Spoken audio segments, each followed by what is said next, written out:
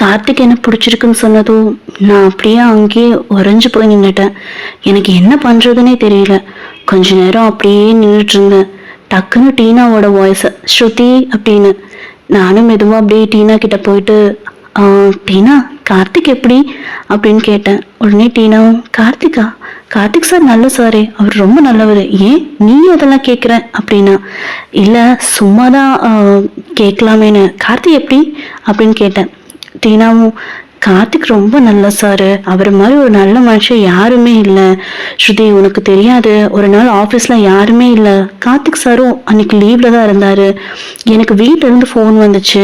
File ஒர்க்கில் நான் பிஸியாக இருந்ததுனால அந்த ஃபோனை அட்டன் பண்ணவே இல்லை. என்னோட அம்மா தான் எனக்கு ட்ரை பண்ணிகிட்டே இருந்திருக்காங்க. நான் ஃபோனை எடுக்கலன்னு சொல்லிட்டு கார்த்திக் சாருக்கு கால் பண்ணியிருக்காங்க. எனக்கு இந்த விஷயம் எதுவுமே தெரியல. ஈவினிங் வீட்டுக்கு போனதுக்கப்புறம் தான் தெரிஞ்சிச்சு என்னோட அப்பாவுக்கு அன்னைக்கு ஹார்ட் அட்டாக் வந்திருக்கணும். அம்மா நான் ஃபோன் எடுக்காதனால கார்த்திக் சார் கூப்பிட்டு, கார்த்திக் சார் என் வீட்டுக்கு நேராக வந்து அப்பாவை ஹாஸ்பிட்டலில் சேர்த்துட்டு ஹாஸ்பிட்டல் பில்ஸ் மொத்தத்தையும் ஒரு கட்டி முடிச்சுட்டு தான் வீட்டுக்கு போயிருக்காரு. எனக்கு என்ன சொல்கிறதுனே தெரியல. அதுக்கப்புறம் வீட்டுக்கு போனதுக்கப்புறம் தான் எங்கள் அம்மா எல்லாத்தையும் சொன்னாங்க. நான் அடுத்த நாள் காலையில் சார்கிட்ட வந்துட்டு ரொம்ப தேங்க்யூன்னு சொன்னேன். ஆனால் கார்த்திக் சார், இங்கே பாருட்டினா, நீ எனக்கு தங்கச்சி மாதிரி, நீ இதுக்கெல்லாம் தேங்க்யூ சொல்லாதேன்னு சொன்னார். அப்போலேருந்து இப்போ வரைக்கும் என்ன அவள் ஒரு தங்கச்சி மாதிரி தான் ட்ரீட் பண்ணிட்டு இருக்காரு. நீ வேணா பார்ப்ப, அவர் என்னை திட்டிட்டு கோவப்பட்டுட்டு இருப்பாரு, பட் அது எல்லாமே அஃபிஷியலாக தான். பட் பர்சனலாக வரும்போது அவர் என்னை ரொம்பவே நல்லா பார்த்துக்குவார் ஸ்ருதின்னு சொன்னா. நானும் ஓ ஓகே ஓகே, ஆமாம் எங்கே போனாரு அப்படின்னு நான் கேட்டேன். 11 o'clock ஆயிடுச்சுல, வழக்கம் போல டீ குடிக்கதான். ஆமாம் உங்கள் அண்ணன் தம்மெல்லாம் அடிப்பாரான்னு கேட்டேன். சிஜி, கார்த்திக் சார் ஒரு டீ டோட்டலர், எந்த பழக்கம் இல்லை. யாரையாவது லவ் பண்ணுறாரா தெரியல ஸ்ருதி, அதை பற்றி கேட்டால் மட்டும் ஒரு சின்ன ஸ்மைல் பண்ணிட்டு போயிடுவார். எனக்கு என்னவோ அவர் மனசுக்குள்ளே யாரும் இருக்காங்கன்னு தான் தோணுது, பட் யாரும் தெரியலன்னு சொன்னா. நான் வரதுக்கு முன்னாடியே அப்படிதான் ஸ்மைல் பண்ணுவாரா அப்படின்னு நான் கேட்டேன். ஆமாம் அப்படின்னா. அதுக்கிட்டும் நீ இருக்கு கார்த்திக் சாரை பற்றி இவ்வளோ கேட்குற? இல்லை சும்மா தான் கூட வேலை செய்கிறாரு, ஸோ தெரிஞ்சுக்கலான்னு தான். திலீப் கூப்பிடான்னு நினைக்கிறேன், நான் போலேன்னா அவன் ஏதாவது சொதப்பி வச்சிருவான் அப்படின்னு சொல்லிட்டு கூப்பிடாத திலீப்பை கூப்பிட்ட மாதிரி சொல்லி அங்கேருந்து ஓடி வந்துட்டேன். என்னன்னு தெரியல, எனக்கும் கார்த்திகை கொஞ்சம் கொஞ்சமாக பிடிக்க ஆரம்பிச்சிருச்சு. பட் இது லவ்வா இல்லை க்ரஷ்ஷானு தான் தெரியல. இவன் வேற என்னை பிடிச்சிருக்குன்னு சொல்லிட்டு போயிட்டான். இப்போ எங்கே போய் முடிய போகுதுன்னே தெரியல. பட் கார்த்திக் ஏன் வேண்டான்னு சொல்லிட்டு போனான்னு மட்டும் எனக்கு புரியவே மாட்டேங்குது. அப்படின்னு யோசிச்சுட்டே இருக்கும்போது ஸ்ருதி அப்படின்னு சொல்லி கார்த்திகோட சத்தம்.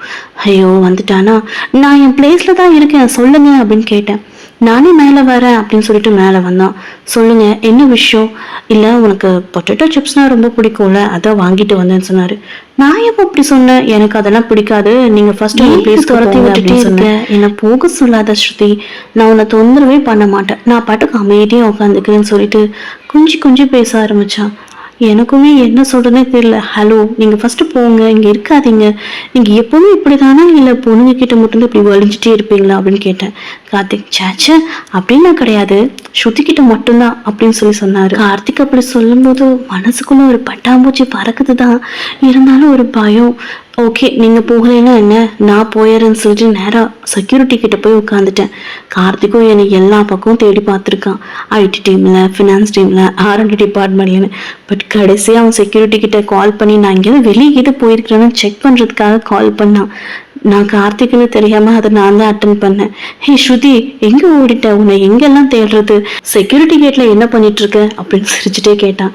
என்ன செக்யூரிட்டியா ஜாயின் பண்ணிட்டியா புதுசாக, உன் டிபார்ட்மெண்ட் மாறிடுச்சா அப்படின்னு சொல்லி லைட்டாக கலாச்சா. நானும் ஹலோ என்ன வேணும்னு சொல்லுங்க. இல்லை நீ எங்கே போயிட்டேன்னு தெரிஞ்சுக்க தான் கால் பண்ணேன். சரி வை அப்படின்னு சொல்லி வச்சுட்டாரு. கொஞ்ச நேரம் கழிச்சு நேராக செக்யூரிட்டி கேட்டுக்கே வந்துட்டாரு. டக்குன்னு செக்யூரிட்டி அண்ணன் கார்த்திகை பார்த்ததும் பயந்துட்டு, சார் சொல்லுங்க சார் அப்படின்னு பார்த்தாருனா. அப்படி உடனே கார்த்திக்கும், ஒன்றும் இல்லை நீங்கள் உட்காருங்க, நான் ஸ்ருதிக்கிட்ட பேச தான் வந்தேன் அப்படின்னு சொல்லிட்டு, ஸ்ருதி டீனாக்கு ரிப்போர்ட்டில் ஏதோ ப்ராப்ளமா, ஸோ கைட் பண்ணிடுங்கன்னு சொன்னார். அப்புறம் நானும் வெளியில் போகிறேன், என்னோட சிஸ்டமில் கொஞ்சம் ப்ராசஸ் சீக்கிரமாக நடக்கும், ஸோ அதில் பண்ணுங்க அண்ட் சிஸ்டமோட பாஸ்வேர்டுன்னு அப்படியே செக்யூரிட்டி பார்த்தாரு. செக்யூரிட்டியும் புரிஞ்சுக்கிட்டு லைட்டாக கொஞ்சம் தள்ளி போய் நின்னாரு.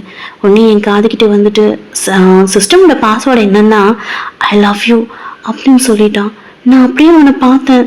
கோழி முட்டை கண்ணை உருட்டாதுன்னு சிரிச்சுட்டே சொன்னான். செக்யூரிட்டி பார்த்து, நாங்கள் கிளைண்ட் பிளேஸுக்கு போகிறோம், ரெஜிஸ்டரில் கிளைண்ட் பிளேஸ் விசிட்னு சொல்லிடுங்க, எம்டி சார் நேரம் அங்கே வந்துடுவார், நாங்கள் வர ஈவினிங் ஆயிரும், வரும்போது சாரும் வருவாருன்னு நினைக்கிறேன்.